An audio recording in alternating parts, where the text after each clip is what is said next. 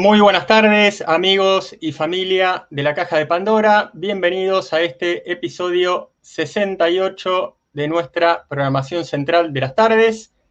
Carlos Guillermo Senra, su servidor, Educación e Investigación Integral y Prensa Alternativa, educacionhumanaci.com, mi espacio personal. Hoy es jueves 29 de julio de 2021 y el episodio 68 se viene primero con Adrián García, Ciencia y la base de la ciencia de Atlantis, segundo capítulo. Media hora de preguntas y respuestas con Carlos sobre educación integral, centradas en eso de preguntas sobre el más acá. Cuidado con irse tan allá, que si uno despega los pies de la tierra, por ahí se lleva algo por delante. Luego, conocimiento consciente con el gran Mariano Arnal, a que también llaman Mariano Almar, porque anda con ese tema del agua de mar.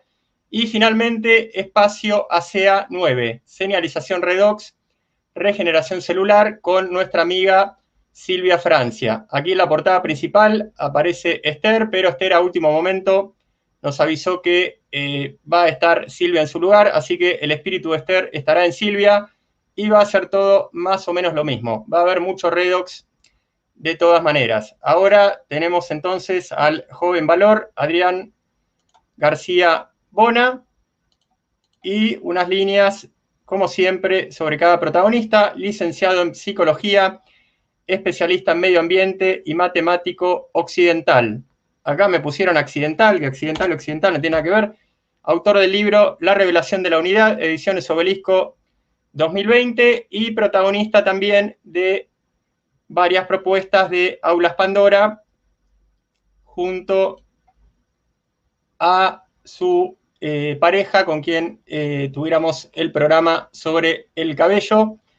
La joven, que cómo nos vamos a olvidar ahora el nombre de la señora de Adrián García, Nadia Torres, perdón Adrián, Nadia y todo el mundo.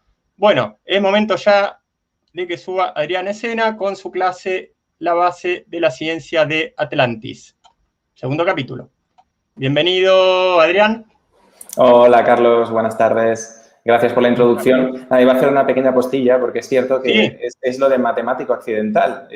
Tiene su historia, porque matemático accidental, porque yo no soy matemático de profesión, pero al final he tenido que mejorar en mis dotes matemáticas para poder llevar a cabo la investigación, puesto que investigando civilizaciones antiguas y también pues conocimiento, podríamos decir, hermético, conocimiento oculto, pues he llegado a encontrar pues diferentes tuétanos, ¿no?, por decirlo de alguna manera, que requieren del músculo matemático para ser,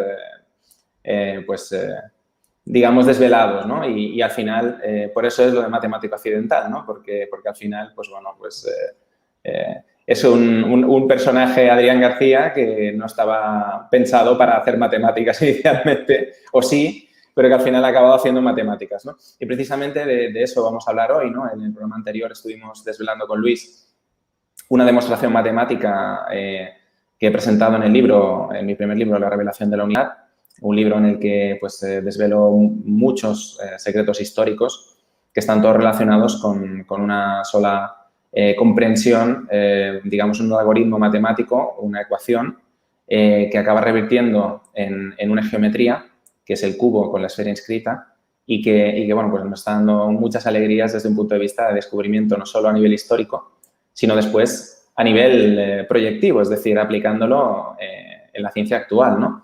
Y de eso vamos a hablar un poquito hoy.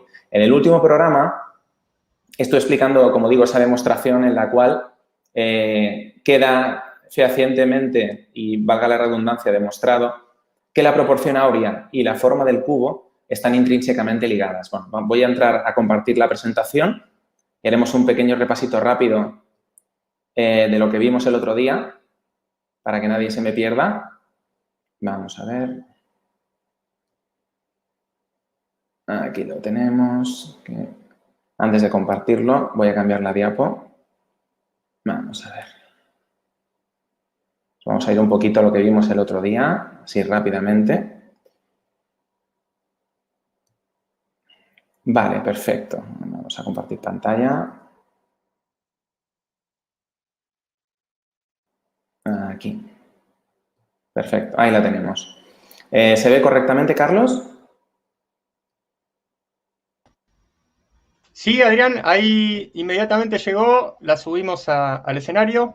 Perfecto, perfecto, ya está, me quedo Bueno. tranquilo. Entonces, bueno, aquí lo que estamos viendo es algo que el otro día estuve explicando, que es de donde parte la demostración matemática, y lo voy a explicar rapidísimamente para que todo el mundo lo recuerde, ¿vale? Al final partíamos de esta forma cúbica en la cual, pues, bueno, había una definición bidimensional del cubo y una definición tridimensional que quedaban definidas a través de estas proporciones, que son también números generatrices o números irracionales, como los llama la matemática convencional, la raíz de 2 y la raíz de 3. Lo voy a explicar muy rápido. El que esté interesado puede revisar el programa anterior y lo va a entender perfectamente.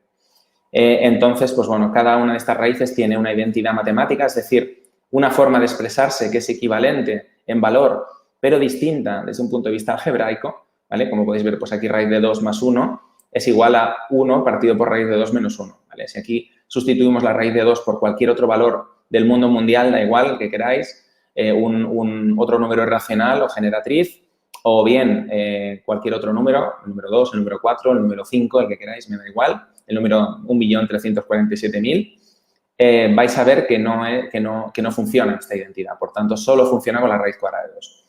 Lo mismo ocurre con la raíz cuadrada de 3.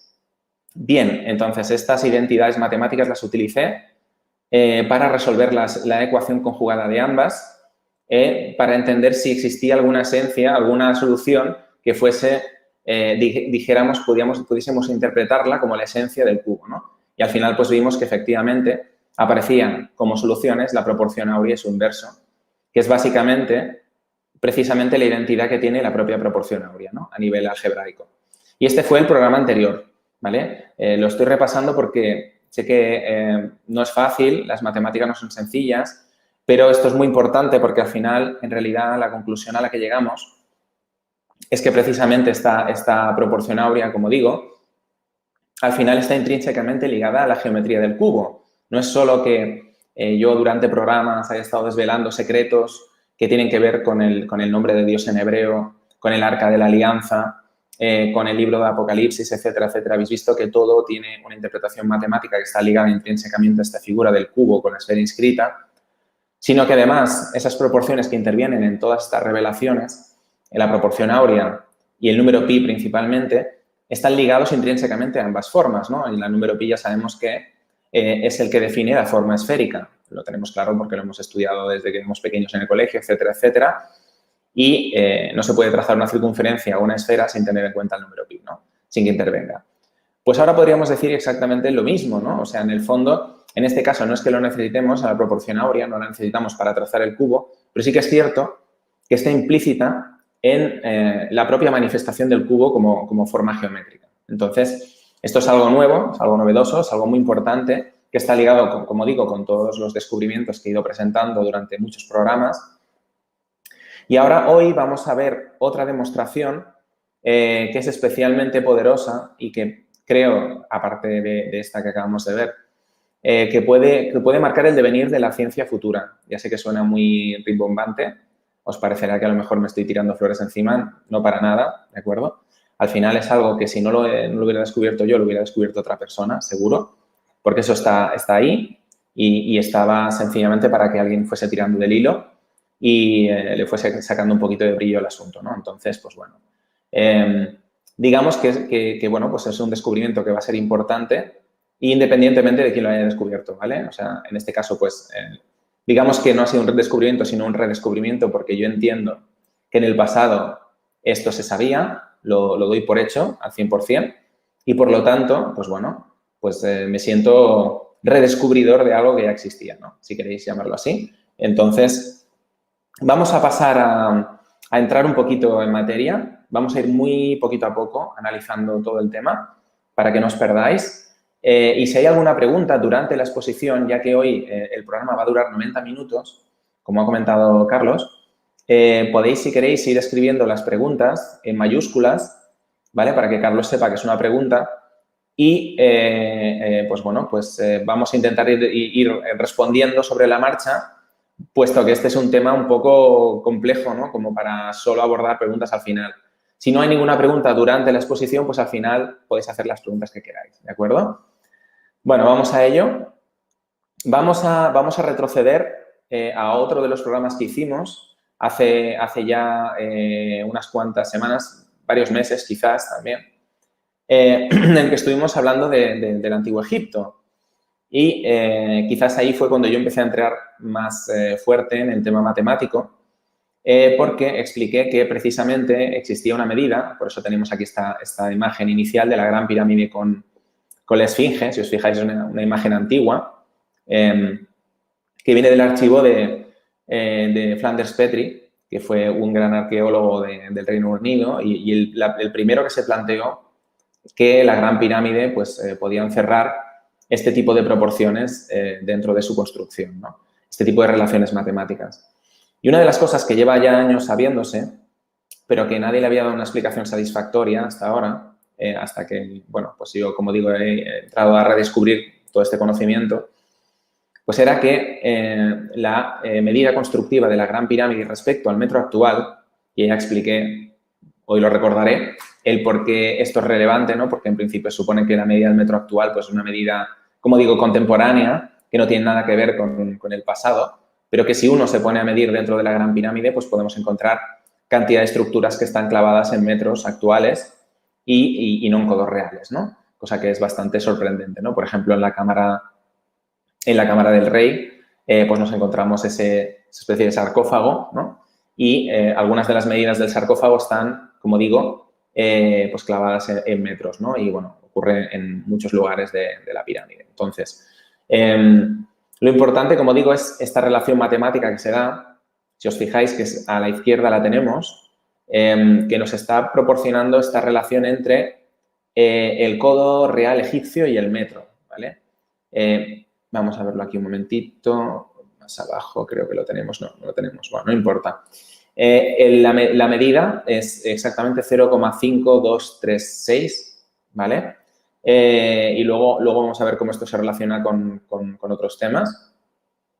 Y básicamente esta ecuación que tenemos a la izquierda, que tenemos un phi al cuadrado partido por 5, que si os fijáis hay un signo de aproximadamente igual, aunque ya vimos que esto nos aproximamos hasta la 100 milésima, por lo tanto es una aproximación bastante buena, es aproximadamente igual a pi partido por 6, ¿vale? Y esta es la relación del codo real egipcio respecto al metro. Entonces, al transformar esta ecuación de la forma que tenemos en el lado derecho, yo mismo pues deduje que existía aquí una igualdad entre una forma cúbica, si os fijáis. No lo voy a explicar súper extensamente esto hoy porque no es lo que nos concierne, pero si queréis repasarlo lo tenéis en el programa del verdadero secreto del Antiguo Egipto, ¿vale? Fijaros que tenemos aquí 6 por el número phi elevado al cuadrado y si recordamos cuál es la fórmula del cubo, de la superficie del cubo, del área del cubo, ¿vale? Es 6 por lado al cuadrado. Entonces lo tenemos clarísimo, ¿no? Porque tenemos aquí 6 por phi, que sería la longitud del lado elevado al cuadrado. Y al otro lado tenemos al número 5pi, ¿vale? Que en este caso, pues nos estaría dando cuál sería la medida de la superficie de una esfera. Y ahora me voy a venir para atrás porque sí que es cierto que tenemos aquí la diapo. Vamos a ver, creo que la tenemos por aquí. No la tenemos aquí, no importa. Tampoco quería extenderme mucho en la explicación. Al final, como digo, si volvéis al programa de El verdadero secreto de Egipto, os encontraréis con esta deducción matemática, ¿vale? Que al final, en realidad, en la ecuación de la derecha nos encontramos con una equivalencia tridimensional entre el cubo y la esfera a nivel de superficie y en la ecuación de la izquierda nos encontramos con una proporción que describe la geometría del cubo con una esfera inscrita, ¿no? En realidad es una proporción que nos permite calcular el área de la esfera o la superficie de la esfera en función del área o la superficie del cubo o bien su volumen, ¿de acuerdo? Por lo tanto, nos está describiendo a los dos objetos desde un punto de vista tridimensional pero estamos incluyendo no solo su área, sino también su volumen, ¿vale? Que estaría relacionado con su masa, al final, ¿no? Con la densidad, con la forma completa rellena, por decirlo de alguna manera, para que me entendáis, ¿no? Entonces, luego vimos esta proporción que os he comentado que era 0,5, 2, 3, 6, etcétera, que era una proporción que estaba encriptada en el alfabeto hebreo, por ejemplo. En la propia palabra alfabeto, si os fijáis, esta es la palabra alfabeto tal como se escribe en hebreo. Se lee de derecha a izquierda porque es una lengua semítica. Si os fijáis, tenemos la letra Aleph, la letra Lamed, la letra Pei, la letra Beit, la letra Yod y la letra Tau. Si sumamos los valores de estas letras, obtenemos 523, que es precisamente esta proporción.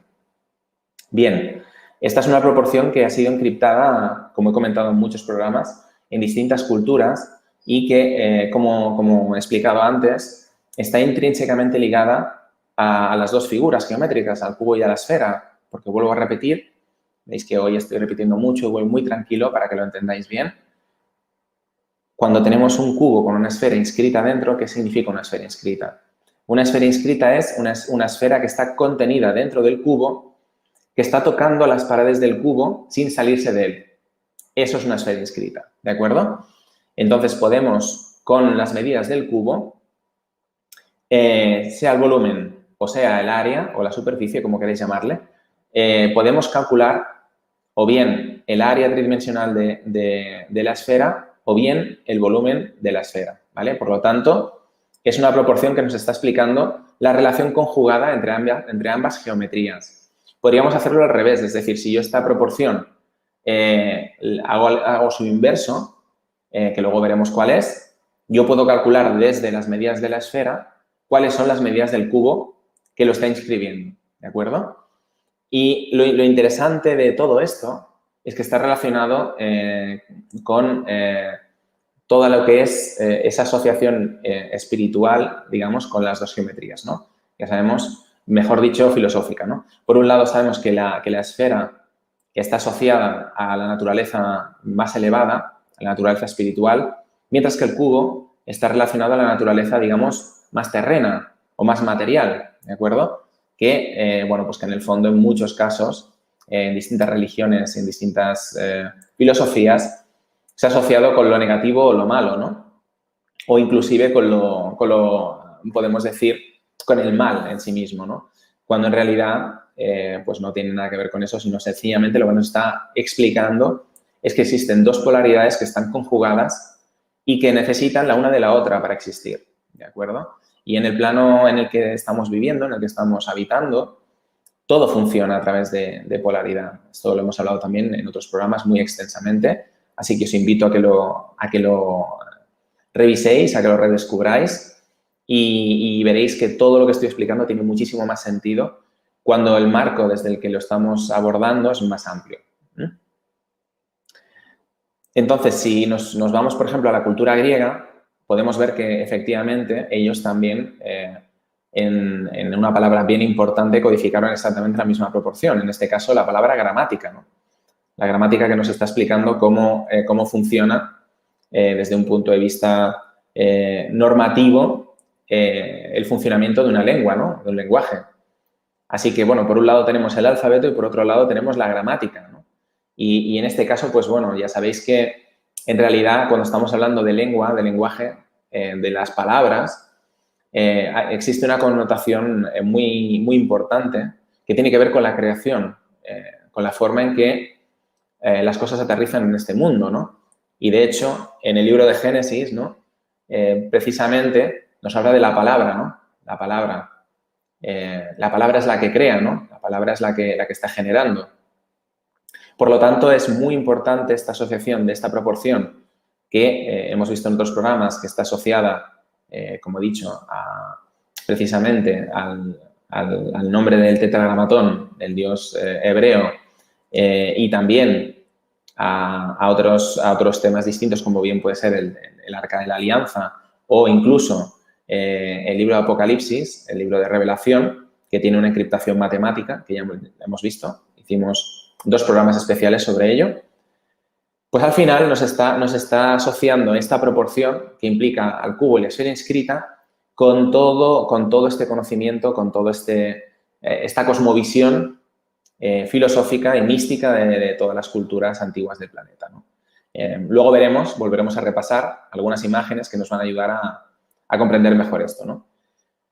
Fijaros que aquí tenemos a la izquierda, esto lo hemos visto en otros programas, pero lo vuelvo a mostrar porque es importante para lo que va a venir después, esta misma proporción, esta ecuación de equivalencia entre la proporción áurea y el número pi, que también la encontramos encriptada en la Gran Pirámide, en las construcciones del Antiguo Egipto, como codo real egipcio versus metro.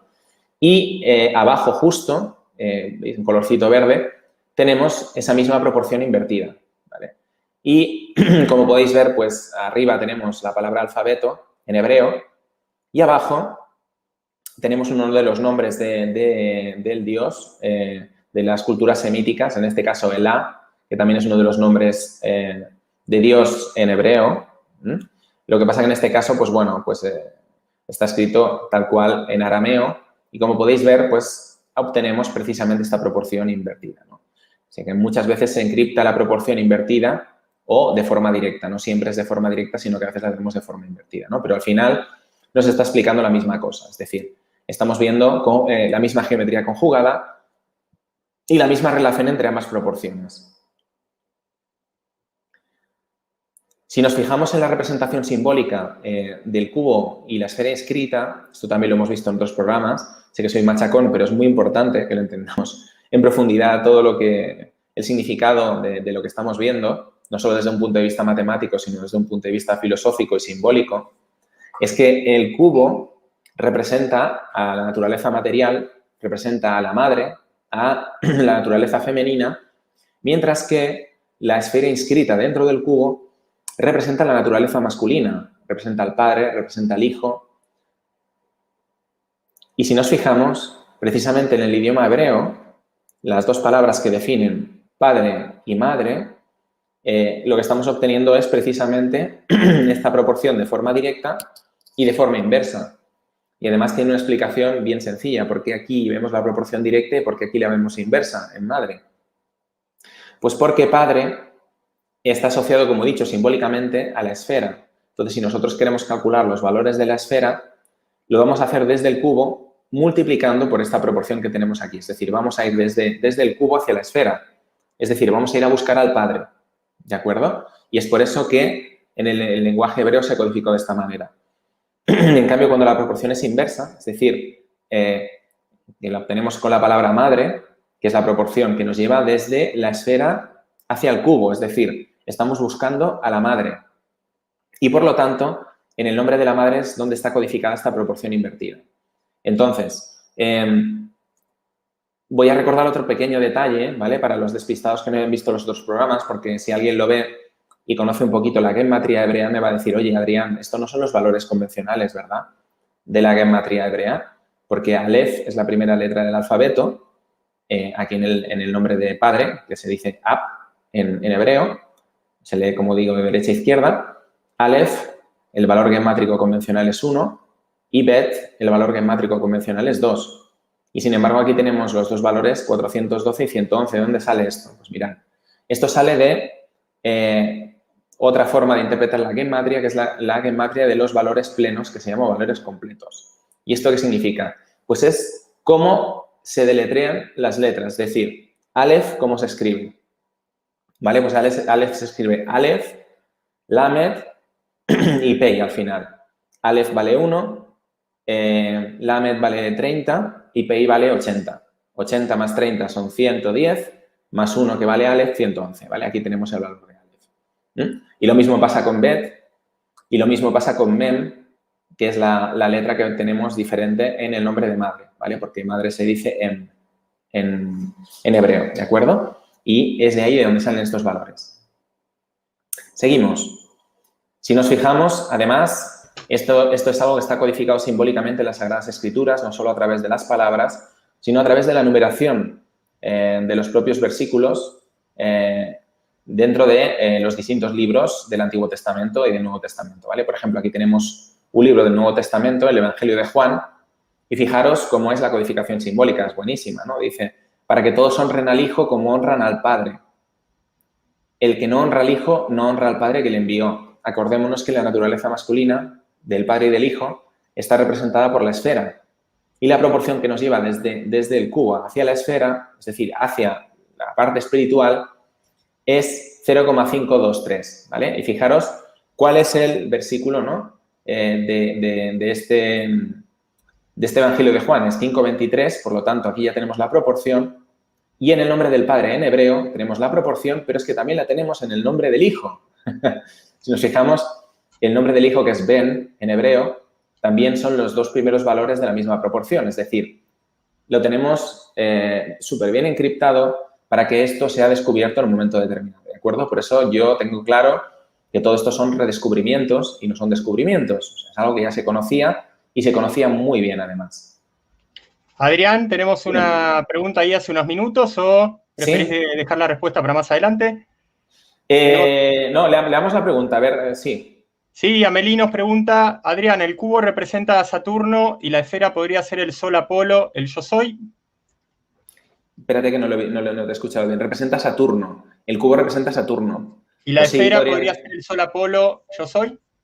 Sí, por supuesto. Sí, sí. Sería una de las miles de metáforas que existen, ¿de acuerdo? Sería una metáfora, en este caso, asociada no solo a la astrología, sino también a la alquimia, pero que al final, como ya he dicho, este núcleo de conocimiento que involucra toda esta codificación matemática, que es el núcleo de lo que en las culturas antiguas y en las distintas órdenes filosóficas han entendido como el núcleo de la creación o el código de la creación por parte del creador, ¿no? Que ya sabéis que el logos es la primera creación de Dios, del origen, de la fuente, ¿vale? Luego se podría discutir si este logos, ¿no?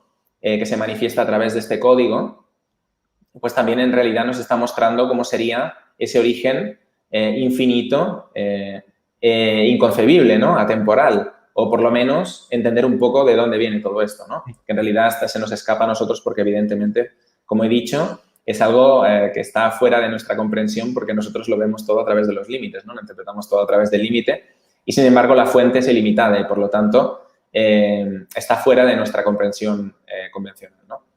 Así que, bueno, continuamos con la presentación. La voy a poner de frente. Vamos a ver. Aquí la tenemos. Vale. Y fijaros que evidentemente, pues si estamos entendiendo que la naturaleza espiritual está representada por la esfera, pues no podía ser menos. El nombre de Jesús en hebreo está codificado con esa proporción, con 0,523. Evidentemente, como no pueden poner las fracciones, pues están poniendo números enteros y no existen comas, pero es tan sencillo como que tenemos la misma proporción multiplicada por 1000. Si nosotros cogemos la proporción de igualación que os he enseñado al principio, que es phi al cuadrado partido por 5 es aproximadamente igual a pi partido por 6, veréis que es 0,523, ¿no? Si eso lo multiplicamos por 1000, obtenemos este 523 que tenemos, que estamos viendo todo el rato.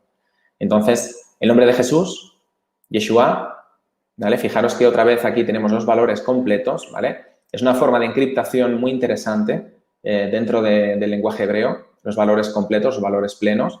Obtenemos otra vez la misma proporción, que es muy, muy revelador, ¿vale? Y vamos a ver ahora algunas imágenes. Fijaros, esta es otra imagen que hemos visto en algún programa, que es, bueno, a la izquierda tenemos un cuadro en el que se ve al Cristo, ¿no? A Jesús crucificado. Y fijaros ¿qué es la cruz? Pues la cruz es precisamente ese cubo desplegado. Es decir, nosotros cogemos la geometría tridimensional del cubo y lo único que tenemos que hacer es desplegarla y vamos a obtener esa cruz en la que está crucificado Cristo. Y si os fijáis, Cristo, ¿no? El halo está justamente en este cuadro, ¿no? Pero en la mayoría de ellos ocurre lo mismo. Justamente ese halo que es circular, es decir, el símbolo de la esfera, está justo encastado en el centro de la cruz, ¿no? Donde se cruzan la línea vertical y la horizontal, que además, pues simbólicamente, nos está representando precisamente esa doble polaridad, ¿no? Entonces, pues bueno, evidentemente nos está explicando que Jesús está capturado, ¿no? Está inscrito dentro del cubo porque él es la esfera, ¿no? Y precisamente es lo que nos está contando la proporción matemática que acabamos de ver, que está en su propio nombre, ¿no? Así que Esto es, digamos, una comprobación cruzada de que ese mismo conocimiento, pues se puede obtener desde distintas visiones, ¿no? Desde distintas interpretaciones, pero que en el fondo todo nos está llevando exactamente a la misma conclusión, ¿no? Lo importante es que cuando hacemos el análisis matemático obtenemos, pues como digo, estamos obteniendo unos resultados que son bastante como irrebatibles, ¿no? Porque al final acabamos obteniendo descubrimientos matemáticos que son tangibles, ¿no? Que se pueden aplicar, que ya no estamos hablando de simbolismo, estamos hablando de matemáticas. Ya sabéis que cuando algo se demuestra en matemáticas queda demostrado para siempre. Así que esa primera demostración que os he enseñado el otro día un poco más ampliamente, hoy la hemos pasado rápido, de puntillas por encima, es algo que ya va a quedar. Es decir, es una demostración que se hizo y ya quedó demostrado. La proporción áurea a partir del programa anterior y de que se publicó el libro, La revelación de la unidad, mi primer libro, es una proporción que ha quedado intrínsecamente ligada a la geometría del cubo. Y así va a ser para siempre, mientras no se olvide este conocimiento. Seguimos adelante y fijaros que continuamos con lo simbólico, ¿vale? Porque luego vamos a ir a lo matemático, pero hemos hecho una pequeña pausa de lo matemático para que no nos resulte cargante, no nos resulte duro, ¿no? Y volvemos a tener aquí los valores de padre y de madre para que no se nos olvide cuál es la raíz de esa correspondencia simbólico-geométrica entre el cubo y la esfera. Y fijaros que tenemos a Jesús, que ya lo hemos visto, y por otro lado tenemos el nombre de Belén, que en este caso fijaros que lo que se hace es sumar el valor pleno o completo con el valor simple y obtenemos precisamente esa misma proporción invertida, ¿no? ¿Por qué? Porque el Belén está representando precisamente el aterrizaje material de Jesús, ¿no? Tal y como se cuenta en la historia para que todo esto encaje, ¿no? Porque al final pensemos que todo lo que está escrito en los libros sagrados tiene muchas lecturas. Es decir, hay una parte de historia que es cierta, que es real, y luego existen cantidad de detalles, de capas y de otras historias secundarias que al final, se han incrustado, se han codificado a través de todo este conocimiento para que el día, hoy en día, seamos capaces de desencriptarlo, ¿no? Y en este caso, el nombre de Belén, fijaros, que corresponde con el nombre de madre, esa proporción, ¿no? Que es, digamos, es la inversa de la proporción que nos permite llegar desde el cubo a la esfera. En este caso, vamos desde la esfera al cubo, es decir, estamos viendo el cubo. ¿Qué es el cubo? El cubo contiene ¿a qué? La naturaleza espiritual. Por lo tanto, si la madre contiene al hijo, ¿no? Porque es el padre, pero es el hijo también, esta proporción de la izquierda. En este caso, Belén, ¿no? Que es el lugar del nacimiento físico de Jesús, de Yeshua, contiene a la esfera, ¿no? Porque en realidad es el cubo. Y así te lo explican las proporciones matemáticas. O sea, es tan simple como eso, ¿no? En la siguiente diapositiva estamos viendo la imagen de una de las diosas egipcias, de las diosas madre, en este caso Hathor, que es, evidentemente sinónimo de Isis y de otras muchas diosas egipcias. Lo que pasa es que cada una está representando distintos aspectos de la misma naturaleza. Pero claro, esta es especialmente interesante porque la figura de Hathor está intrínsecamente asociada a la figura del cubo, ¿no? Así que es diosa madre, que fijémonos, evidentemente está representando todo esto que estamos explicando y que queda perfectamente patente, ¿no? Lo podemos ver a la izquierda. Este es un dintel de una columna del templo de Hathor, y a la derecha tenemos otra columna que viene del mismo templo, pero que está representada de forma un poquito distinta, ¿no? Fijémonos que aquí tenemos dos imágenes que vienen de Oriente. Una viene del Tíbet y otra viene de la India. Y si observamos un poquito bien la de la izquierda, veremos que tenemos un cuadrado y dentro del cuadrado tenemos una circunferencia que está circunscrita a ese cuadrado, ¿vale? Que en el fondo es exactamente lo mismo que la esfera inscrita dentro del cubo, pero en dos dimensiones. Bueno, y ahí tenemos una figura, no sé si en este caso qué dios será, pero es un dios, y tenemos algunas representaciones más que desde un punto de vista matemático son muy interesantes, que se explican en otros programas. Por ejemplo, estas pequeñas T's que aparecen en los cuatro lados, contactando la esfera con el cubo, están representando precisamente la proporción matemática que está inscrita en el propio nombre del creador del tetragramatón en hebreo, de Yahvé.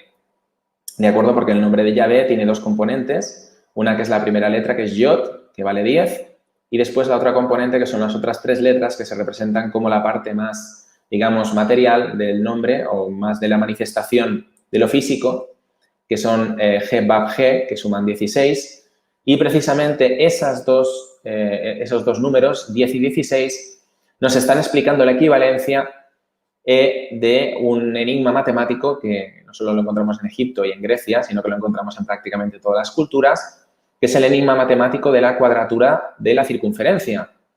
Porque cuando nosotros cogemos un cuadrado del lado 16 y resulta que queremos calcular cuál es la circunferencia que es equivalente en perímetro a ese cuadrado, pues lo único que tenemos que hacer es coger ese perímetro completo, que son los 4 lados, que imaginemos que es este cuadrado que tenemos aquí a la izquierda, que vale 16 cada uno. Evidentemente esto vale 64 cuando lo multiplicamos por 4.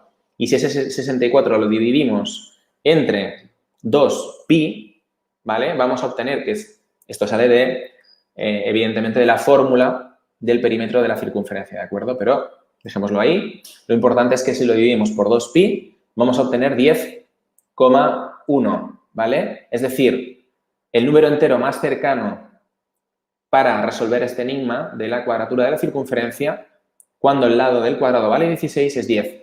Es decir, el nombre del tetragramatón en hebreo es una codificación precisamente de la bidimensionalidad de esta relación entre el cubo y la esfera. Siempre estamos yendo a parar a lo mismo. Acordaros que hemos pasado por distintos programas, hemos visto muchos enigmas, pero en el fondo siempre estamos hablando de las mismas proporciones, estamos hablando del cuadrado, de la circunferencia, del cubo y de la esfera, ¿vale? Si nos fijamos a la derecha, volvemos a tener el mismo tipo de representación, ¿vale? En este caso, lo que es el propio tapiz digamos que está delimitado como un cuadrado por arriba y por abajo. Fijaros que hay como una especie de huevitos pequeños arriba y abajo, ¿no? Unas cenefas, pero que nos están delimitando un cuadrado perfecto. Y después tenemos una circunferencia que está circunscrita dentro del propio cuadrado. Bueno, y luego lo que vemos aquí es que hay como una reverberación fractal, ¿no? Porque dentro de esa circunferencia encontramos así, a su vez, un cuadrado inscrito y podríamos continuar inscribiendo aquí circunferencia, etcétera, etcétera, ¿no? Bueno, hay una simbología muy rica aquí.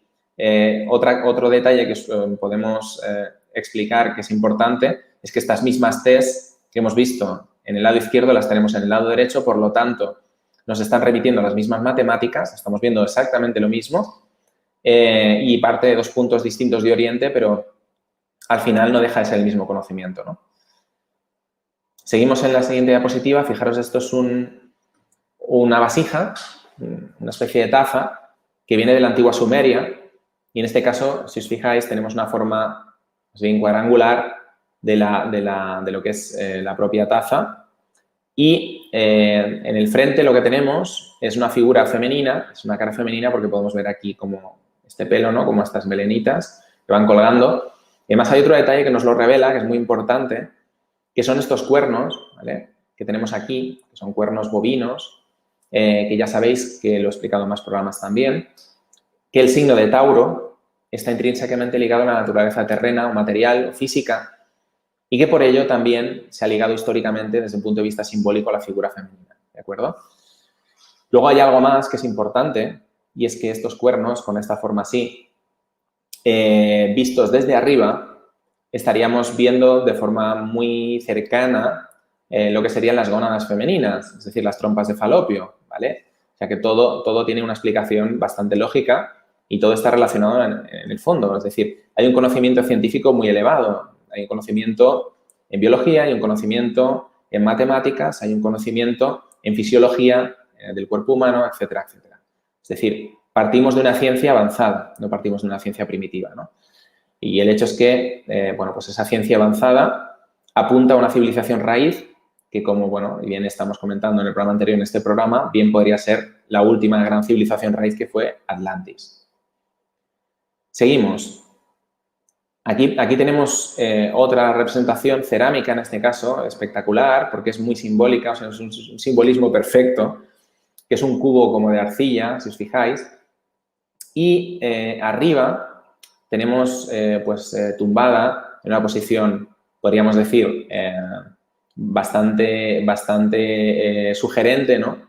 A una mujer que en el fondo está representando precisamente esa dualidad del cubo con la esfera, porque la mujer está preparada para el acto sexual, ¿no? Y en el fondo el acto sexual es la unión de las dos polaridades, es decir, el hombre y la mujer que están representando al cubo y la esfera. Y esto parte de la cultura moche. Estamos hablando de unas culturas andinas, quizás desde mi punto de vista más ricas a nivel simbólico. Continuamos. Esto viene de la cultura azteca. Fijaros que estamos otra vez en lo mismo, ¿vale? Siempre estamos en lo mismo. Todas las culturas antiguas del planeta están manifestando el mismo tipo de conocimiento. Esto viene del Tíbet. Fijaros que en este caso tenemos otra vez una figura que es fractal. En el centro de la figura tenemos un cuadrado de color rojo. Tenemos esa circunferencia que está circunscrita dentro del cuadrado. Y después tenemos una estrella de David, ¿vale? Que la estrella de David es precisamente un símbolo, que bueno, ya lo hemos estado explicando en otros programas, pero que además nos está explicando esa unión entre las dos polaridades, ¿no? Ese triángulo que apunta hacia arriba que está marcando la polaridad positiva o masculina y este triángulo que apunta hacia abajo que nos está hablando de la polaridad negativa o femenina. Ojo, negativa no como connotación chunga, no como connotación mala, siempre lo explico. Negativa desde el punto de vista de una aproximación, por ejemplo, a la realidad de la electricidad o del electromagnetismo, ¿de acuerdo? Pensemos que la polaridad femenina es la polaridad desde donde parte la energía para que todo se mueva, ¿de acuerdo? La energía masculina es la que apunta, la energía femenina es la que aporta la energía para que eso suceda. Esa es una postilla importante para comprender este tipo de conocimiento. Esto es de una Biblia hebrea, de la Biblia hebrea de una de las más antiguas que se conserva a nivel mundial, que está, si no recuerdo mal, en Rusia.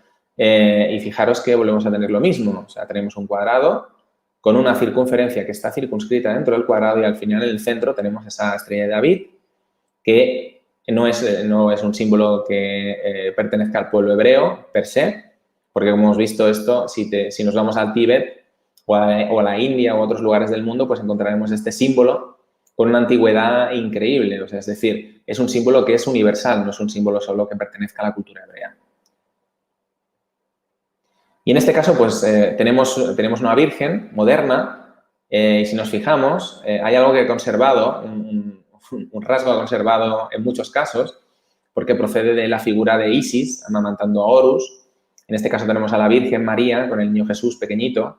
No se aprecia muy bien en esta imagen, pero el niño Jesús está sosteniendo una esfera en su mano. Esto es algo muy habitual también. Y la Virgen María está sentada en un cubo, tal cual, ¿vale? Así como lo hiciera Isis en todas sus representaciones y todos los dioses del antiguo Egipto que se sentaban en cuadrados o en cubos cuando eran estatuillas, pues así se sienta la Virgen María en un cubo y el niño Jesús pues lleva una esfera en la mano.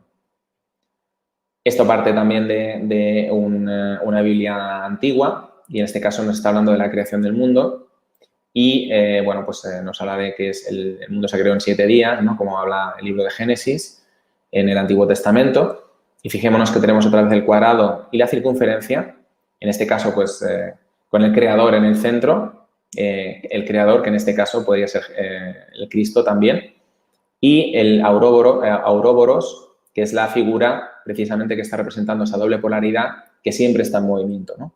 Esa serpiente, en este caso no es una serpiente, es otro ser mitológico, que se muerde la cola, pero que está muy bien explicado en este caso porque si nos fijamos la mitad de este ser tiene un color y la otra mitad tiene otro color y el fondo que lo contiene precisamente es el contraste entre ambos colores, ¿no? Así que nos está explicando ese dinamismo entre las dos polaridades, ¿no?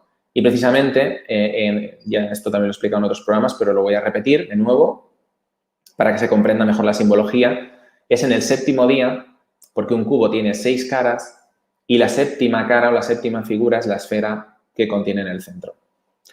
Para aquellos que os interese esto que estoy comentando, recordaros que están los 2 programas sobre el libro de Apocalipsis revelado, en el que explico todo esto de forma mucho más amplia y que es muy interesante, así que os lo recomiendo.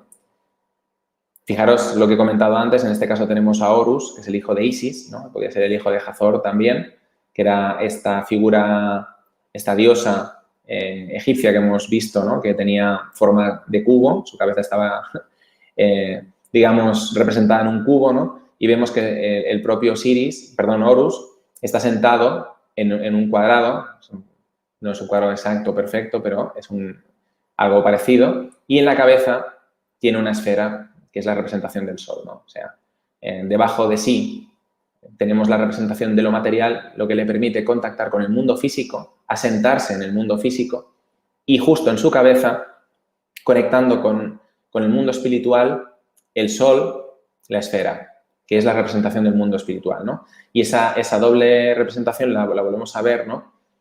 Arriba, a través de este disco solar al lado, en el cual pues tenemos a esa naturaleza espiritual evidentemente pues asociada a las alas de un ave.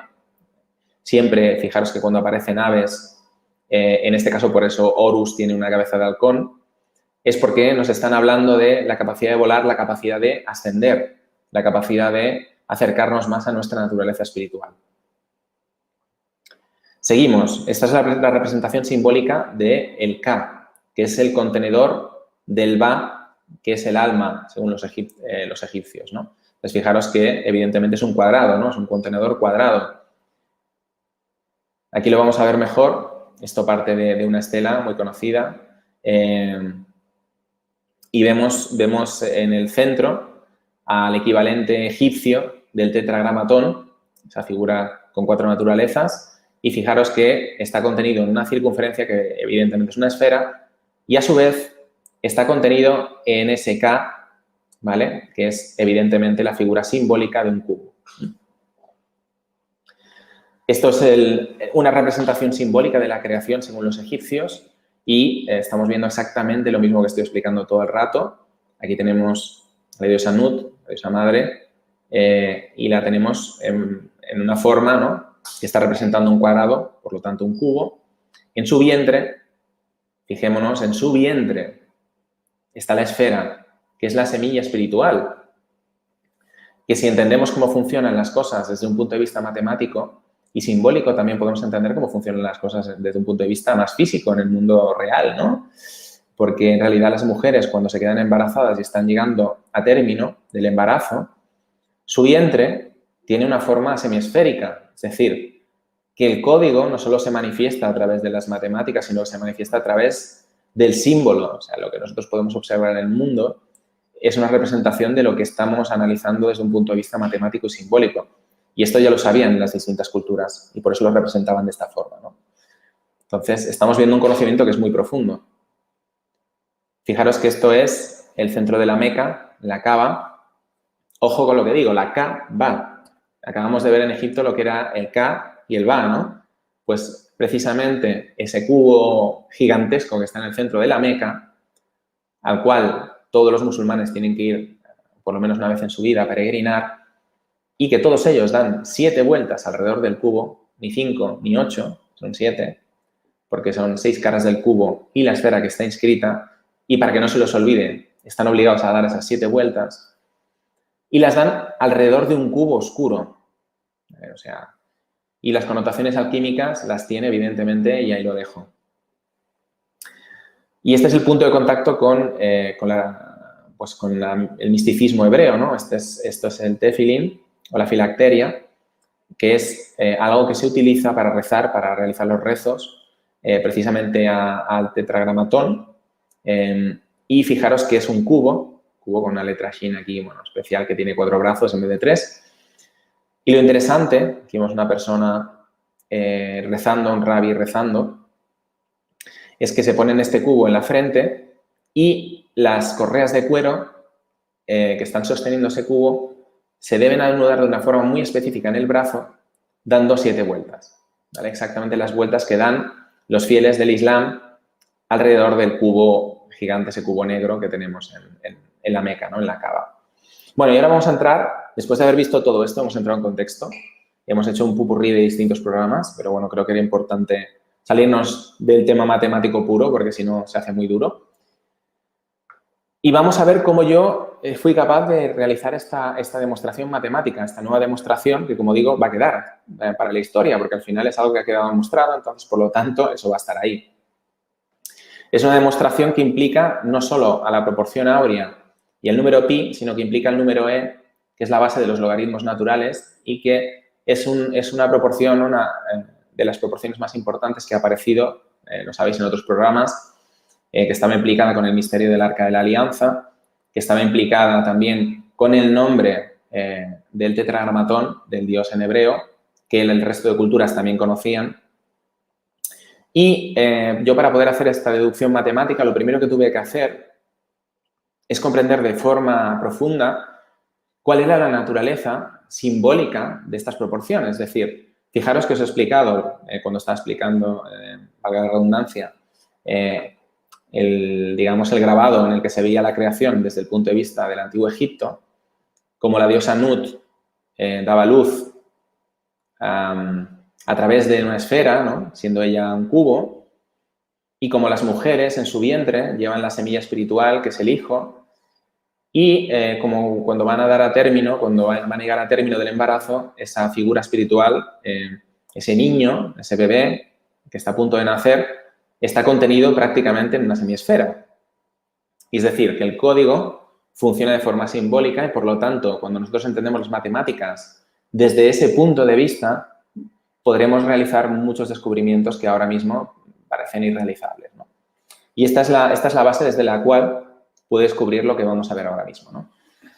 Lo primero que hice fue intentar simplificar cada una de las proporciones a una sola palabra para entenderla de la forma más simple, pero más compleja posible, ¿no? En este caso, el número e le di el título de expansión, al número pi, forma, y al número phi, vida. ¿Vale? Esta fue la deducción que hice, ¿no? Y vamos a ver a qué me llevó todo esto.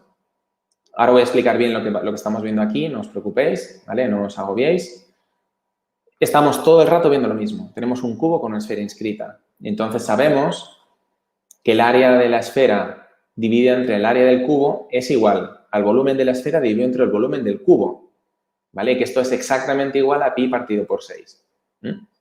Esto es así, sencillo, no tiene mucha complicación y es algo que, como digo, hemos visto hasta ahora. Luego sabemos que este pi partido por 6 tiene una equivalencia que tiene que ver con el codo real egipcio, que es phi al cuadrado partido por 5, ¿vale? Luego llegaremos a eso.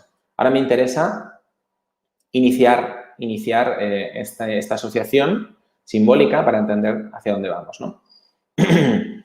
Entonces, en este caso, yo lo que quise representar es a la esfera como el objeto primigenio de aterrizaje en el mundo físico, ¿no? Entonces, eso está asociado ¿a qué? Al número pi, ¿no? Al número pi, ¿por qué? Porque el número pi es, como digo, es la forma y representa la esfera y además representa a la naturaleza espiritual, con lo cual, digamos que es esa primera manifestación que está más cerca del origen, ¿no? Y entonces, al cubo le di el valor de la proporción del número e, que es la base de los logaritmos naturales, que, como he dicho, está asociada a la palabra expansión. Es decir, en mi fuero interno pensé, si la esfera es la primera forma, el cubo es una forma que viene después, pero están intrínsecamente ligadas.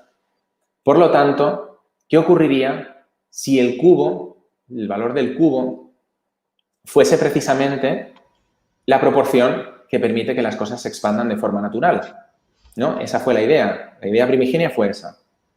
Y entonces, sencillamente, lo que vemos aquí es que el área del cubo yo le di este valor de la proporción e y al área de la esfera, evidentemente, como ya sabemos, esta fórmula que tenemos arriba, pues lo único que ocurre es que se transforma en esto que tenemos aquí, que el área de la esfera es pi por e partido por 6. Tan sencillo como eso, no tiene nada más complicado. Y vamos a ir al paso siguiente. Sí. Adrián, tenemos una pregunta de Twitch hace unos minutitos. Sí. Lo que querrá decir, ¿indefectiblemente el cubo debe contener a la esfera? Desde un punto de vista de la creación, así es, indefectiblemente. Es decir, de esta forma, bueno, lo vamos a entender mejor. Que existe una esfera implica que existe un cubo, y que existe un cubo que exista un cubo implica que va a existir una esfera, ¿vale? Ya no hablo desde un punto de vista solo físico, sino desde un punto de vista energético, ¿no? El hecho de que una de las figuras esté representada desde un punto de vista físico implica que desde un punto de vista energético o de código, si queréis, ¿no? Porque al final estamos hablando del código de la creación, significa que la otra figura está implicada sí o sí. Y esto ya lo sabían mucha gente en tiempos antiguos, ¿vale? Y vamos adelante. Fijémonos que aquí, bueno, esto que acabamos de ver ahora hace un momentito, que es el área de la esfera, que es pi por e partido por 6, ¿vale? Aquí es lo mismo, o sea, pi por e, aunque se vea abajo aquí la e, da igual, es la misma expresión, solo que visto de forma distinta, pi por e partido por 6. Enseguida me di cuenta que era una expresión equivalente a pi menos e menos 1, ¿vale? Ya dije, cuidado, que aquí tenemos una equivalencia y como ya sabemos que aquí no existe ninguna casualidad, como ocurrió con la deducción que hice con el tema del codo real egipcio, que efectivamente cuando aparece una equivalencia de este tipo es porque hay algo detrás gordo, ¿vale? Entonces, yo me acordé de esa primera equivalencia precisamente del codo real. Ya sabemos que pi partido por 6, existe esta equivalencia de phi al cuadrado partido por 5. Entonces, lo único que hice fue venir a esta misma equivalencia que ya había encontrado, matemática, y sustituirlo. Tan fácil como eso, ¿vale? Es decir, tenemos aquí arriba, fijaros, pi por e partido por 6 es igual a pi menos e menos 1, y lo único que hago es, sabiendo que existe esta equivalencia de aquí, que es pi partido por 6 es igual a phi al cuadrado partido por 5, lo sustituyo en esta otra ecuación. Nada más, eso, tal cual, tan sencillo, ¿de acuerdo? Y al conseguir esta igualación que tenemos aquí, cuando eso se simplifica, vamos a obtener esta fórmula tan maja que tenemos a la izquierda, ¿de acuerdo? Que es una fórmula muy simple, pero muy bella, porque es una fórmula que nos está explicando una equivalencia entre las tres proporciones más importantes que existen en el mundo de la matemática, pero también en el mundo de la física, si queréis, y de la biología y de todas las ciencias, que es que phi elevado al cuadrado partido por 5, ¿vale? Aquí me he tomado la libertad de poner un igual cuando no son iguales, un igual aproximado, lo que pasa que ahora lo veremos. Estamos hablando de 8 decimales de equivalencia, ¿vale? Es una barbaridad, para la mayoría de cálculos es suficiente, sin ningún lugar a dudas. Es igual a pi más 1 partido por e menos 1. Y esta equivalencia matemática es una equivalencia matemática que está reflejando la figura del cubo con la esfera inscrita. O sea, la forma de encontrar una equivalencia matemática entre las tres proporciones más importantes que existen en las matemáticas y en la ciencia en general es la forma geométrica del cubo y de la esfera. ¿De acuerdo? Y fijaros, a la izquierda, perdón, a la derecha, estáis viendo hasta dónde llega esa equivalencia, ¿vale? 0,52360679. O sea, es una auténtica pasada, ¿no? Luego vamos a entender por qué, porque esto es importante, porque esto es matemática, ¿de acuerdo? Hoy no voy a entrar en física, aunque podría, pero sí vamos a entrar en biología, ¿vale? Y vamos a entender por qué esto es tan importante, ¿vale? Pero como digo, esto ya ha quedado demostrado, esto es algo que ya va a quedar para la posteridad. Y al final lo que nos está explicando es que esa figura geométrica del cubo con la esfera inscrita es la base constructiva de cómo funcionan las cosas, de cómo funciona el código. Y eso ya lo sabían los egipcios, lo sabían los padres de la religión hebrea, los padres fundadores, Abraham lo sabía, supuestamente, o quien fuera que la fundó, y lo sabían los griegos, mejor dicho, los helenos, que es así como se llamaban, lo de griego se lo pusieron los romanos, y lo sabían los hindús, y lo sabían todas las civilizaciones antiguas de la Tierra y todas las órdenes místicas y órdenes herméticas del planeta, ¿de acuerdo? Aunque, y esta es la postilla importante, ellos mantuvieron la naturaleza simbólica del conocimiento inalterada y supieron mantener una parte, pequeña parte, de todo este conocimiento codificado. Y ahora lo único que estoy haciendo yo es tirar del hilo y ponerle un poco de matemáticas actuales para poder desarrollar cómo funciona ese código de la creación, ¿vale? Esto es lo que estamos viendo ahora mismo. estamos viendo el núcleo del conocimiento matemático de cómo funcionan las cosas. Esto no es ninguna tontería, estamos hablando de algo muy heavy. O sea, estamos hablando de que el número pi y el número e, o sea, la física no se puede entender sin estos números, ¿no? Y el número phi tampoco, pero bueno, todavía los físicos no se han dado cuenta de ello, ¿vale? En realidad, o sea, estamos tocando todos los palos de la ciencia. Las matemáticas son la base constructiva desde la cual todo el resto de ramas de la ciencia se derivan.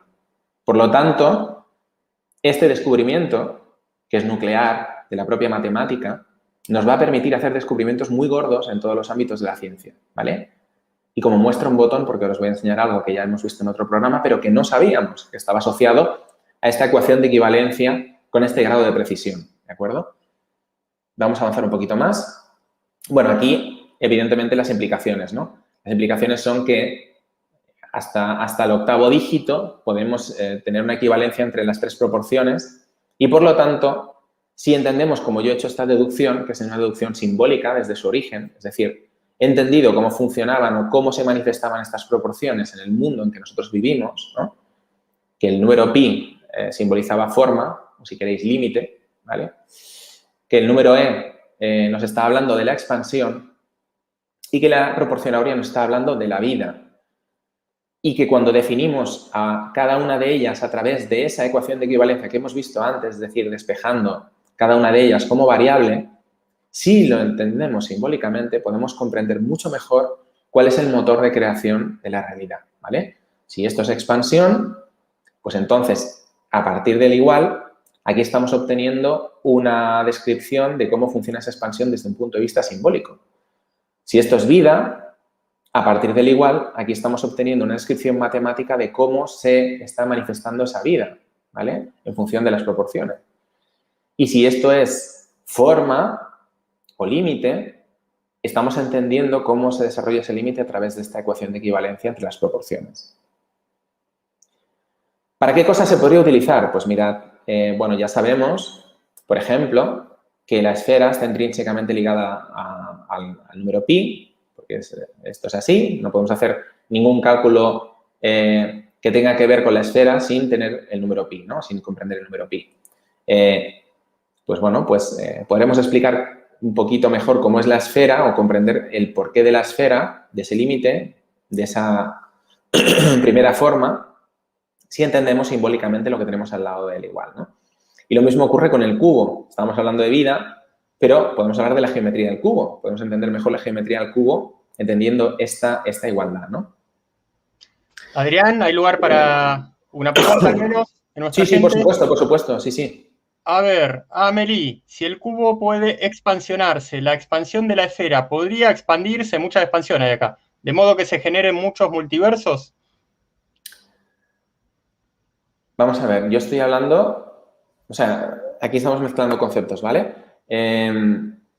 Por un lado estamos asumiendo que vivimos en un multiverso, ¿vale? Yo también lo asumo, pero esto es una asunción que hacemos. Es algo que, entre comillas, no está todavía demostrado, si queréis, ¿no? Aunque lo podamos sentir, lo podemos experimentar o podemos creer que eso es cierto, yo aquí me estoy basando en demostración empírica pura y dura, es decir, estoy mostrando ecuaciones matemáticas, relaciones geométricas y, por lo tanto, que están relacionadas con la forma en que las distintas civilizaciones y las distintas órdenes herméticas entendían que funcionaba como núcleo operativo de la creación, ¿vale?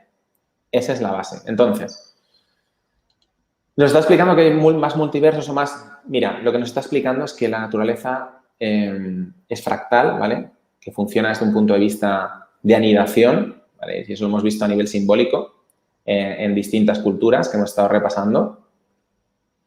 Y, por otro lado, nos está explicando que la base constructiva de esa naturaleza fractal se fundamenta en la figura de la esfera del cubo, ¿vale? Entonces, luego, evidentemente, implica otras geometrías. Esto es evidente, pero el núcleo constructivo es del cubo y de la esfera, ¿vale? A partir de aquí, si existen multiversos, ¿estarán basados en esto? Pues no lo sé. No lo sé porque en nuestro universo esta es la forma en que se manifiesta matemáticamente la creación, pero en otros universos, no lo sé, porque no los estoy experimentando. Entonces, por lo tanto, no puedo responder a esa pregunta porque no tengo el conocimiento para responderla, ¿vale? Y esa sería más o menos la respuesta que puedo dar. ¿Una más? Otra más, venga. Sí. Amelie también. ¿Puede haber planetas triangulares? Hombre, no lo creo. No sabemos. No lo sabemos, pero lo dudo. Hombre, si son artificiales, probablemente. En todo caso, más que triangulares, porque eso querría decir que son planos, ¿vale? Yo diría que piramidales o tetraédricos en todo caso, ¿no? Si bien es cierto, y eso, Amelie, te lo recomiendo, que repases las teorías de un señor que ha estado muchos años como asesor científico de la NASA, Richard Hoagland, ¿vale? Que él habla de física hiperdimensional y uno de los postulados que tiene es que si nosotros cogemos un doble tetraedro, que es una pirámide, ya sabes que es uno de los sólidos platónicos, ¿vale? Que es una pirámide que está formada por triángulos equiláteros, tiene 4 caras. Sería la versión tridimensional del triángulo, ¿vale? Si queremos llamarlo así. Entonces, si cogemos un doble tetraedro y lo conjugamos por arriba y por abajo, que saldría en 2 dimensiones una estrella de David, ¿vale? Y lo inscribimos dentro de una esfera, precisamente donde están las bases de esos 2 triángulos, arriba y abajo, que es, si no recuerdo mal, 19,5 grados aproximadamente, a 19,5 grados de los polos, es donde se encuentran más fenómenos volcánicos, donde en el Sol, por ejemplo, podemos encontrar más manchas solares, etcétera, etcétera. Es donde se concentra este tipo de fenómenos que tienen que ver con la dinámica de los planetas y de las estrellas, ¿vale? Entonces, pues bueno, es interesante en este sentido la apreciación del triángulo que comentabas, Amelie. Entonces, esta diapositiva que tengo aquí es una diapositiva para hacer volar la imaginación, ¿vale? Es decir, calculamos el área tridimensional de la esfera y el volumen de la esfera sin utilizar el número pi, ¿vale? Porque con esta ecuación de equivalencia entre las proporciones que os he mostrado, podríamos hacer ese cálculo sin utilizar el número pi hasta el 8º dígito de precisión. Es decir, que para la mayoría de utilidades es suficiente, ¿vale? Nosotros cuando calculamos este tipo de cosas, en muchos casos, no necesitamos tantos decimales. Entonces, pues bueno, pues la verdad es que es muy interesante intentar comprender la naturaleza de la esfera desde esta aproximación, ¿no? Y ya para acabar este pequeño apartado, vuelvo a hablar del número E, porque el número E, que es, como digo, expansión, entre otras cosas, ¿vale? Regula o está implicado, mejor dicho, en la expansión de un fenómeno matemático que a día de hoy es un misterio todavía, que son los números primos, ¿vale? Y evidentemente que yo he investigado mucho sobre esto, basándome en todo lo que os estoy explicando hoy, pero no voy a revelar más por ahora. Sencillamente deciros que es muy interesante entender el número E desde este contexto nuevo, porque nos puede dar pistas sobre cómo funciona la naturaleza de los números primos, ¿vale? Y ahí lo voy a dejar. Y ahora voy a acabar con el tema de la biología, porque ya os he comentado que evidentemente todo lo que estoy explicando está implicado en todas las ramas de la ciencia. Y en este caso vamos a hablar de la configuración del ADN, la configuración molecular. Ya lo expliqué en otro programa, ¿vale? Fue algo que me lancé a investigar en el momento en que descubrí todo esto. Entonces, lo que hice fue coger la fórmula de cada una de las 4 bases nitrogenadas. Las 4 bases nitrogenadas son los 4 ladrillitos distintos con los que se construye el ADN, ¿vale? Entonces, tenemos a la citosina y la guanina, que van juntos, siempre se conjugan, y luego tenemos a la adenina y la timina. En este caso, perdonadme porque me he equivocado y he puesto lo del ARN en vez del ADN, porque aquí veo el uracilo, ¿vale? He puesto una diapo que no es, no pasa nada, ¿vale? Pero vamos a ver los valores sumados. Os podéis ir a Wikipedia, donde queráis, a buscar esto que os estoy mostrando y lo podéis comprobar por vosotros mismos, ¿vale? Si sumamos el número total de protones y neutrones que están implicados en la fórmula, es decir, en la configuración molecular de cada una de las 4 bases nitrogenadas que forman el ADN, vamos a sumar, ¿y por qué digo neutrones y protones? Porque son lo que le da masa, lo que le da fisicalidad a cada uno de los átomos que conforman esas moléculas, ¿vale? Porque tenemos que pensar que el electrón prácticamente no tiene masa, el electrón es una manifestación energética más que física, ¿vale? Entonces, sumamos estos valores, que a esto se le denomina el número atómico, ¿vale? Es el número de protones, y cuando tenemos al número de neutrones, entonces ya tenemos a la masa atómica completa, ¿vale? Y fijaros que es 523. ¿Qué es 523? 523 es esa proporción que nos explica cómo podemos calcular todos los valores tridimensionales desde el cubo hacia la esfera. Es decir, nos está explicando la proporción que nos explica cómo se conjugan el cubo y la esfera, ¿vale? Si en vez de sumar el número de protones y de neutrones, que son cosas que se pueden contar fácilmente, ¿vale? Sumamos las masas molares, que es algo más preciso, todavía vamos a encontrar esa proporción con un decimal más. Es decir, la configuración molecular del ADN está manifestada en función de esta proporción. ¿Y cuál es esta proporción? Es la proporción que explica cómo funcionan y valga la redundancia, las tres proporciones más importantes del mundo de la ciencia. El número pi, el número e y la proporción áurea, que se conjugan en una ecuación de equivalencia que nos explica, nos manifiesta el cubo con la esfera inscrita, ¿no? Y esto es lo mismo que nos está explicando las 4 bases nitrogenadas conjugadas que conforman el ADN, ¿vale? Y todo esto que estoy explicando ahora mismo, que es la base donde salen todas las cositas de la ciencia, ¿vale? Y que algún día la ciencia se dará cuenta, espero, que aquí está el camino para poder deducir dónde está el tronco del árbol y no dónde están todas las superramas que están buscando, porque se ponen a buscar en las ramas y luego encuentran algo en la rama y parece que aquello es la panacea, pero se olvidan que todo eso sale de un tronco que es algo mucho más simple, mucho más sencillo, ¿no? Que es la base constructiva de todo, que es la que os estoy contando ahora mismo. Y cualquiera que sea físico, matemático o biólogo, pues lo va a entender rápido, ¿vale?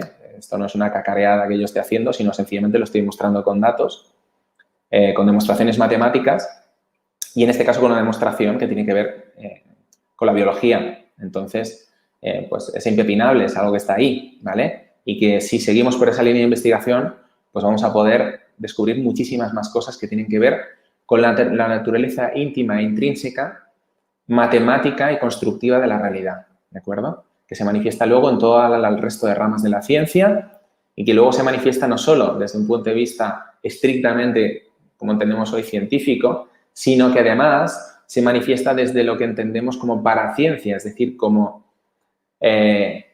todo aquello que está por demostrar científicamente, ¿vale? Pero que podríamos decir, o yo podría definir desde un punto de vista más poético, que es la forma en que el símbolo, el código se manifiesta simbólicamente en el mundo físico, ¿vale? Y esta es una gran verdad que han conocido en la antigüedad y que ahora tenemos a nuestro alcance para poder volver a explorar, a descubrir y entender mejor cómo funcionan las cosas. Y todo esto que os estoy contando lo tenéis muchísimo más ampliado, con más detalles, muy ligado, en el libro La revelación de la unidad, el primer libro que he publicado, aunque voy a publicar más, porque estoy descubriendo muchísimas más cosas, no solo en el mundo de la ciencia, sino en el mundo del misticismo, de la tradición religiosa y hermética.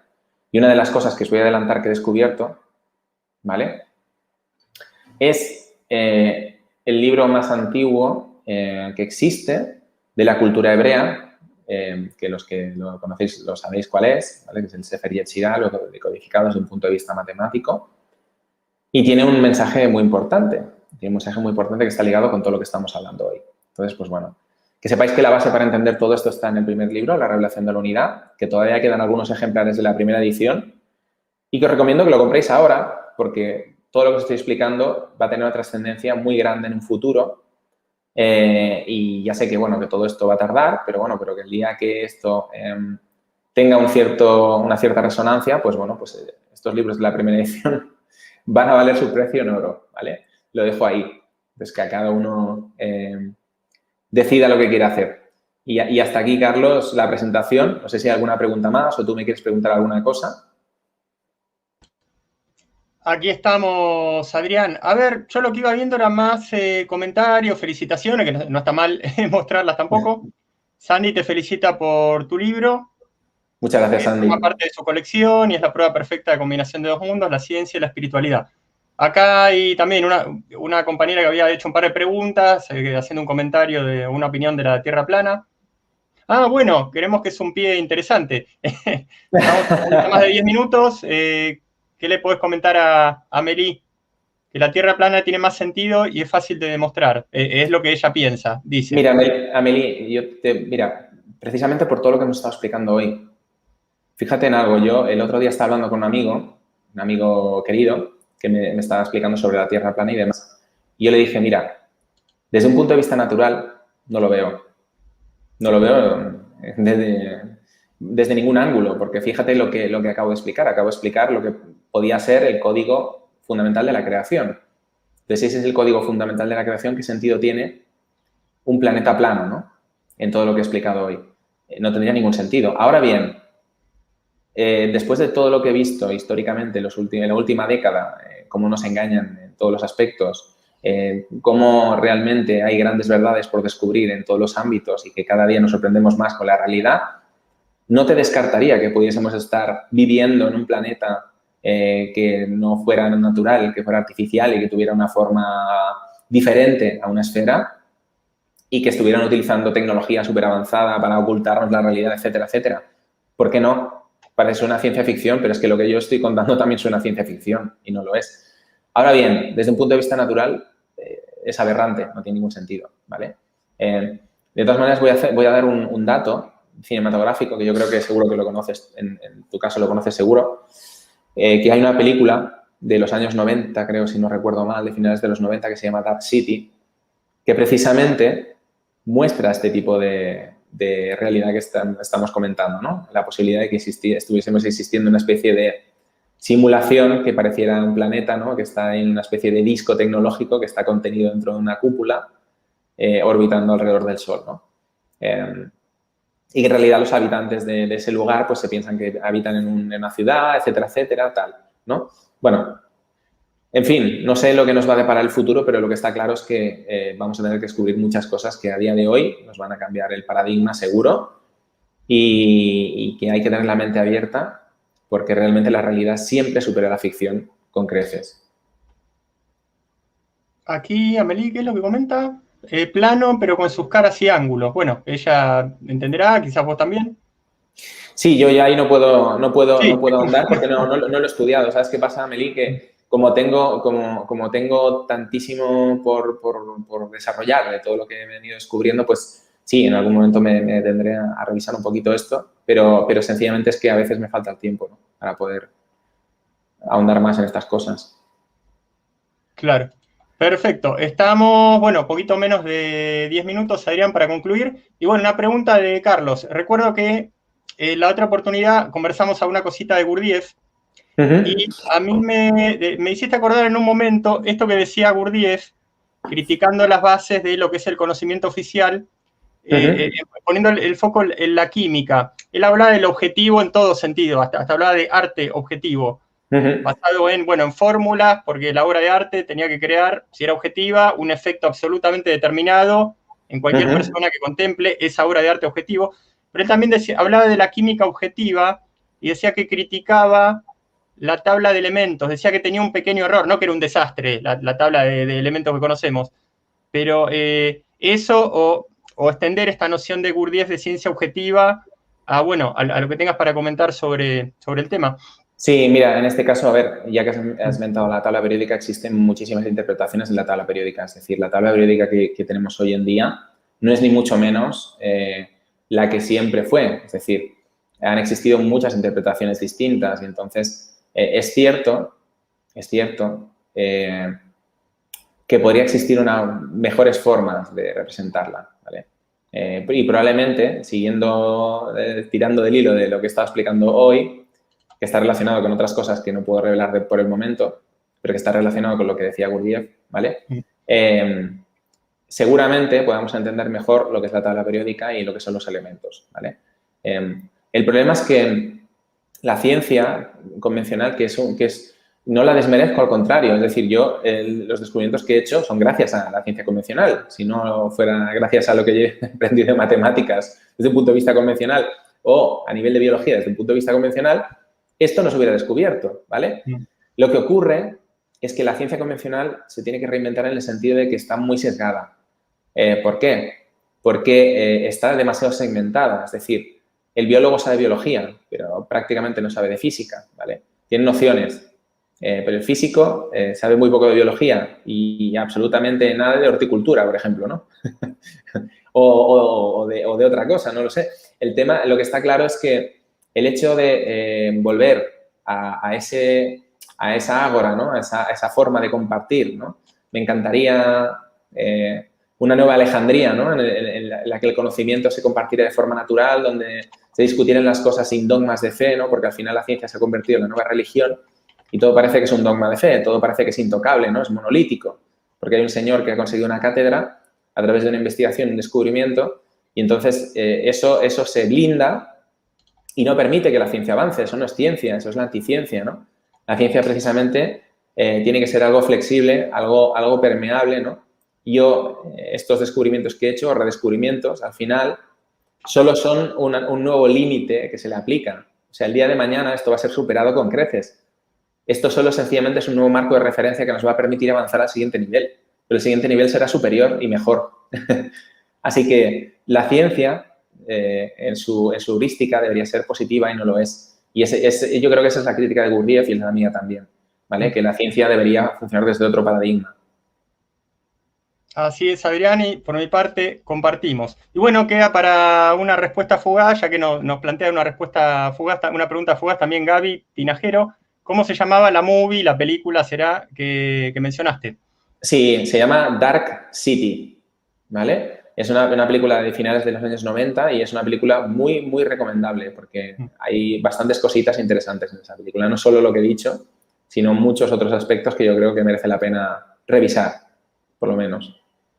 Muy bien, Adrián, el momento ideal para una recorrida por tus formaciones. Vamos a compartir pantalla, en este caso de este lado. A ver, entonces, ahí estamos. Tenemos que Adrián tiene formación online, matemáticas áureas, formación online crisálida y la versión formación online crisálida, más 3 sesiones de mentoría, entrenamiento en psicoquinesis, y luego por separado la propuesta de Adrián, mentorías de entrenamiento en psicocinesis. Otra vez con la psicoquinesis. Esa es una palabra que yo conozco. No sé por qué me trabo ahora. Y de paso, comento una infidencia de unos segundos que alguna vez la comenté en un programa. Resulta que en Buenos Aires, yo hace años que estoy en Europa, pero yo fui amigo un tiempo de un chico técnico en computación que le arreglaba las computadoras o los ordenadores, como diría un español, al que luego fue el Papa Francisco, en ese momento Cardenal Bergoglio. Me dijo que una de las veces que fue a llevarle o a traerle la máquina, dice que el Papa empezó a levantar objetos porque justamente tiene telequinesis. Telequinesis, sí. Yo nunca lo había escuchado, solamente de este chico Alejandro, que es amigo mío, me dijo, mirá lo que me hace, lo quería cagar a trompada, me dice, se ponía a mover objetos así para... Claro, bueno. claro. Eso es una habilidad que tiene más gente. El tema es que la psicoquinesis, digamos, es el marco amplio, porque habla de no solo el movimiento de objetos, sino la capacidad de transformar acontecimientos a tu alrededor, ¿no? Probabilísticamente hablando. Y la telequinesis es el movimiento de objetos dentro del marco de la psicoquinesis, ¿no? Nada más hacer un apunte, y es que estas prácticas se hacen a través de un aparato que procede de la Universidad de Princeton, de una investigación de más de 28 años, en el cual demostraron que estos fenómenos eran algo real, ¿vale? Así que, bueno, que vamos a trabajar desde una mezcla perfecta entre lo que hoy se considera para ciencia, un misticismo, con ciencia convencional. Bien, Adrián, y una palabra para matemáticas áureas, que tenemos tiempo.